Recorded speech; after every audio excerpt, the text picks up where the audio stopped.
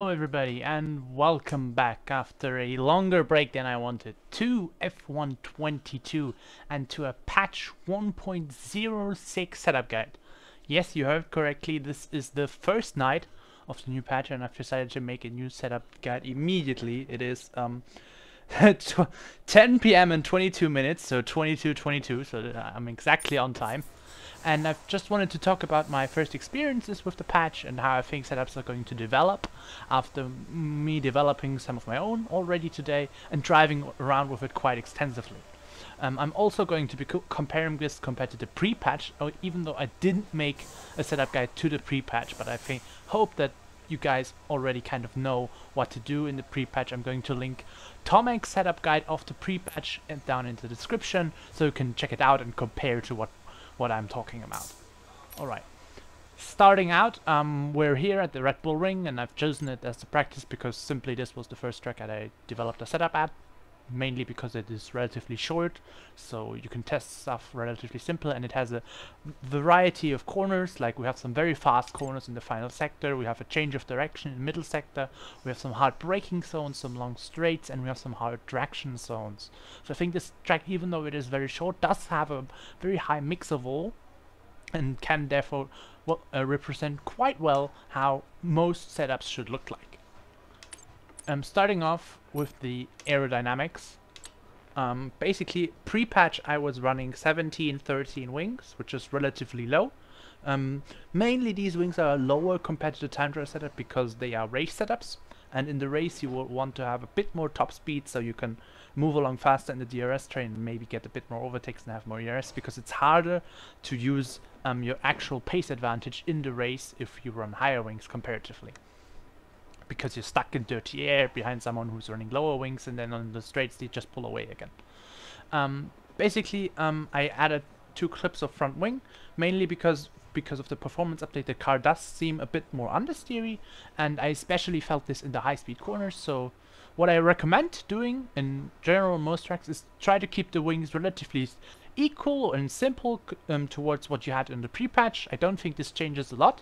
Maybe you add 1 or 2 clicks of front wing, or you remove 1 or 2 clips of rear wing to make it a tiny bit more aggressive, but I don't think that we will see any drastic changes here. Pretty much run inverted on every track. Inverted wings is the way, unless we're at Monaco and running 50-50 wings and like Singapore and stuff.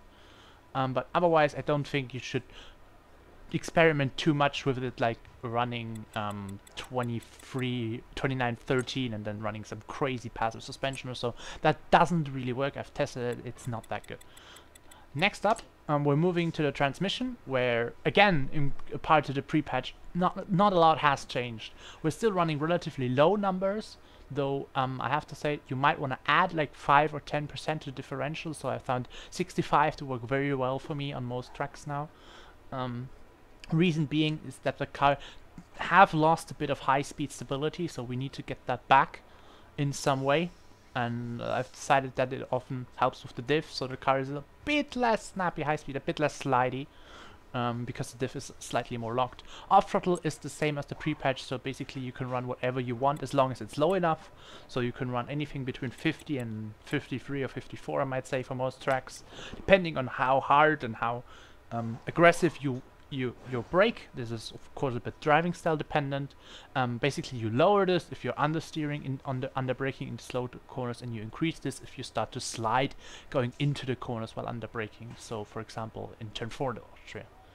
Moving on to the suspension geometry, again absolutely nothing has changed compared to the pre-patch. We are still running right, left, and I don't see any reason to change anything anytime soon. I tried lowering the rear camber. It does provide some decent turn in and going into the corner, the grip, but you just lose so much grip when coming out of a corner. It gets very slidey and it doesn't feel that great. Front toe is absolutely dog shit as usual, especially now that the tire temperatures are so incredibly difficult to control and crucial. Front camber is something that one might want to lower in the future if we get to run some crazy aggressive setups with a lot of long corner rotation and you start spinning out in very long corners, but I haven't seen that happen yet, so I think we're just gonna stick to what we see for now. Moving on to the suspension, and yes, you are seeing correctly. This is a major change compared to the pre-patch. Basically, in the pre-patch, most were running inverted suspension. Usually on high-speed tracks, you were running them very highly inverted, like 6-1, but also on like more mid-speed tracks, very low suspension settings were key. So like I've seen a lot of 2-1, 2-1 or 1-1 on tracks like USA or Austria or Bahrain. But now in the post-patch we have a lot less rotation, especially in the low-speed corners, and we have less torque, which means that we have to use lower gears, but it is way easier to accelerate out of those slow-speed corners. It's a bit like, I think the best comparison is like using a well-tuned traction control in a Assetto Corsa Competizione, in like a GT3 car. I think it's comparable to this. So like if you screw up massively, you will still spin, but if you do it right, you should be able to pretty much stamp the throttle on the exit as soon as the wheel is straight, and you should get a very good exit. However, we are now way more understeer. The car feels even more heavy than previously, so we need to get more rotation. And basically I've decided that a very good way to find this out is to get back to the 2021 suspension and roll bar settings.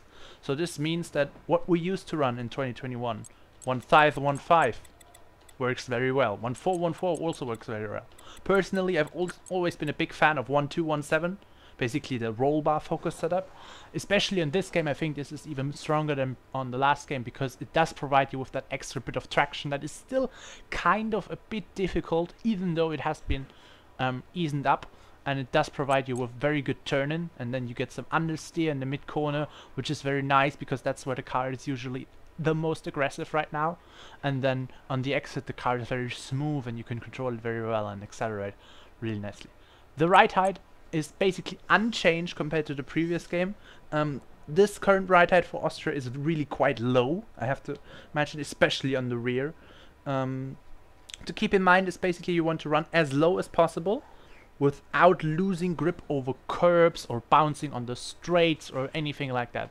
So basically if we were at a track like Bahrain, where we have to absolutely yeet some curbs in the middle sector in order to get the best line, I would have to increase the ride height to 7 on the front, and then also, because there's some very, very aggressive change of direction at Bahrain, I would have to add a clip of rear ride height as well to make the rear a bit more stable in the high-speed corners. This is something also to keep in mind if you're losing the car at the highest speeds because you're bottoming out and the car just spins around. You can add a clip of rear ride height and try and fix it that way. But basically, ride height is basically unchanged to the pre-patch. Most of the time it's inverted because we need a lot of front ride height to bounce over to take curbs aggressively. And you want to run enough rear ride height so that the rear basically doesn't spin out when you take some curbs. Also keep in mind that there are some track specifics. So for example, Australia, you will want to run quite high ride height because the curbs are very, very lethal there, especially the ones in the left-right chicane at the start of the third sector. If you don't run enough ride height, you will just spin out as you touch the curb and you're gonna be gone in an instant. Brakes are completely unchanged. You should always run 100% brake pressure and 50% brake bias, and I'm not even going to go into it any further because it doesn't make any sense. Tires have received the most significant change. As you can see, this is an absolutely drastic change. So what has happened? Basically, they tuned it so that the tires will lose way more grip when they overheat, and they've also made it so you get more feedback that they overheat. What this means that the previous threshold of 105 degrees, where basically if your tires went over 105 degrees, you started to actually lose time, a lot of time, even though the tires already start overheating at 100 degrees. This threshold has now shifted back to 100 degrees.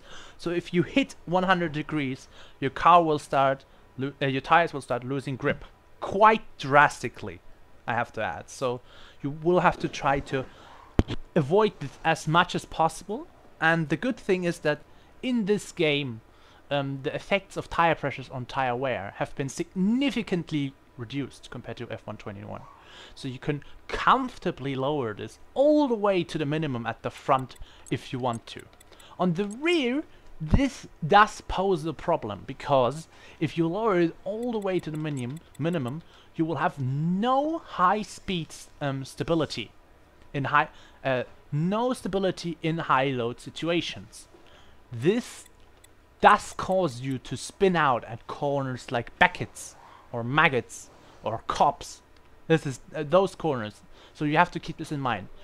However, if the car just does overheat so much, you have to lower this and then instead try to make the car more stable by adding some rear ride height. So, how do you set the relation of the tire pressures? Basically, I think you will want to avoid hitting 100 degrees at all costs, and but keep the pressures as close to this margin as possible. So if they hit like 98 degrees on your medium tire set, it's absolutely spot on. You shouldn't change it. The front pressures also have the added effect that if you lower them, you get more grip under braking and in low speed corners. So this is something to keep in mind for like Bahrain, where you will just want to run this on the minimum no matter what. Also to equal out the tire wear. This is something that I have to keep, I have to remind you guys probably every single time I do one of these videos. Equal tire wear is important for a balanced car over a long stint, race stint. Equal temperatures help a lot too on short stint, but not as much if you don't overheat. If you don't overheat, it is kind of fine to have unequal temperatures. So if you have like 90 degrees on the front and 98 on the rear, it's gonna feel a little bit aggressive, but it's nothing that will make you spin out. However, if you would have 95 on the front and 103 on the rear, you would be spinning and losing time massively.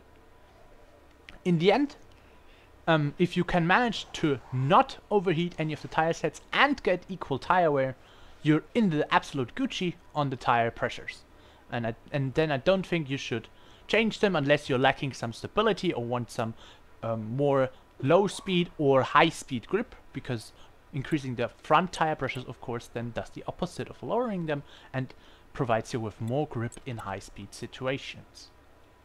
Now, as a too long didn't read summary, for those who haven't been paying attention or those who just skipped on forward: aerodynamics, run pretty much the same as the pre-patch.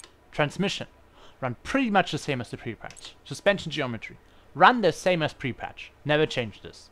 Suspension, run 21 suspension and roll bar settings, mostly roll bar focused most of the time, but avoid making it too aggressive or too passive. Ride height, pretty much run the same as pre-patch. Brakes, run the same as pre-patch. Tire pressures, lower them significantly so you don't hit 100 degrees, and adjust the front pressures according to the amount of low speed or high speed corners on the track, and to create equal tire wear.